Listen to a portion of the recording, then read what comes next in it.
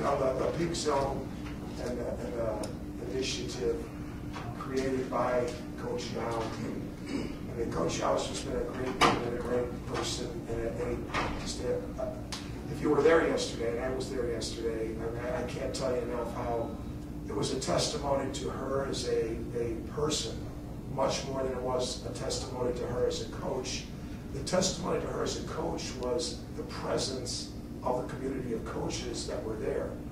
But the actual service itself was about Kay Yao's love of Jesus Christ and God, and she programmed this funeral to be about a human being's relationship with God, not basketball.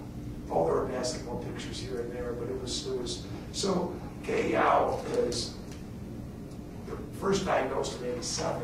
Steve remembers when she was at the Sun-Times, she was at the Sun-Times All-State banquet at the Old Como Inn when she was first diagnosed in 1987. I don't know if you remember, but I remember her.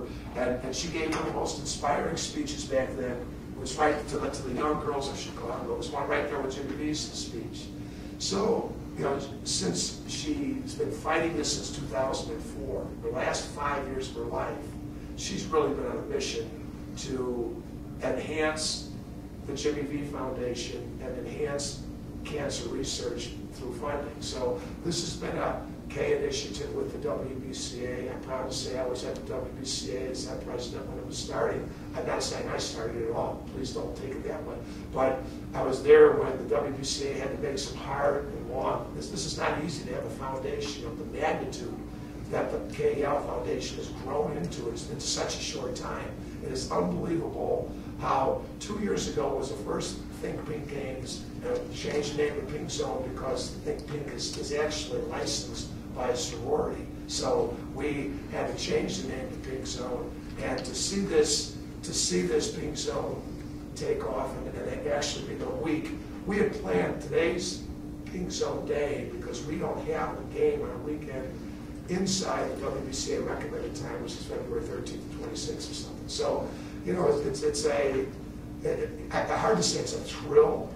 It's a dutiful obligation that KL has impressed on all of us that we can't beat this. And it's so ironic that Jimmy V, who was a friend of mine, and he died at 47 years old in 1993, that Jimmy V and KL worked in the same office. They worked at the same institution. And the Jimmy V Foundation is right there on the Raleigh. So it was an unbelievable day yesterday, and hard day for us emotionally, hard day for all the coaches that have games to get in there, but it was a no-brainer.